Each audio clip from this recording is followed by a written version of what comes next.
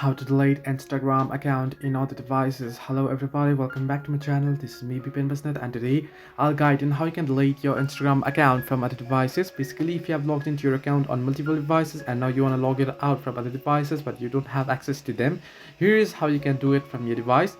First things first, you want to open up your Instagram and log into your account. You want to tap on the profile icon at the bottom right corner of your screen and then tap on the three horizontal line icon or the hamburger icon at the top right corner of your screen. Once you do so, you want to tap on the settings and privacy, and you want to head into the first option, that says account center. Now under account center you can see password and security option. You want to simply tap on it. Once you tap on it, under security checks you can see the option that says where you are logged in. You want to simply tap on it, where you're logged in option, and now you'll first see your account here. Every single account that you have connected will show up here. Select the account that you wish to log out, and then you can see your account login activity. Every single device is here.